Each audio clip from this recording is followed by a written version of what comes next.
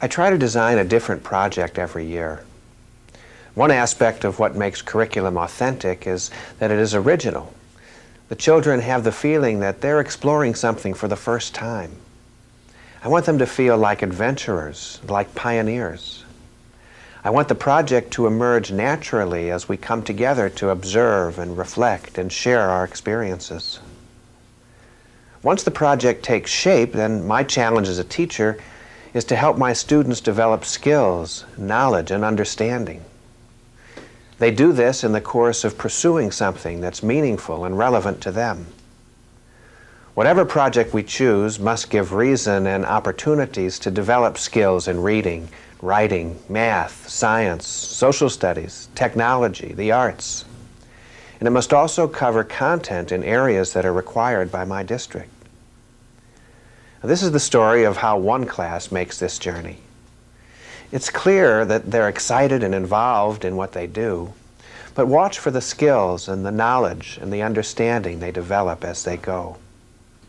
I planted the seed for our project by asking the class a question. In the lives that you've lived, 9 years, 10 years, what do you think has been the most important thing, the most important change that's happened in your town since you were born? A lot of the kids said they had little brothers and sisters, and some other kids said they had moved. But one kid stood up and said the bike path was built. So I asked them, well, how do you think this bike path came to be? Does anybody remember what it was like before it was a bike path?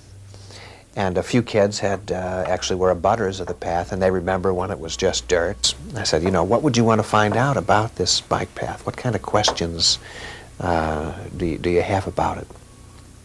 And it was quite open, and they began to ask questions, and within a period of a half hour or so, they'd filled the board with different questions about the bike path. And then we looked at those questions and put them into different categories, and we saw a number of them had to do with the usage and the different kinds of use on the bike path. And some had to do with safety, some had to do with the effect on the environment, some had to do with the whole planning process, how this thing comes to be. Some had to do with construction and how do you actually build the bike path. Some had to do with its effect in the town, of business, of people who live near the bike path. And some were just about the bicycle itself. So we outlined 10 major categories of questions, and then the children signed up for different groups that they would be interested to pursue.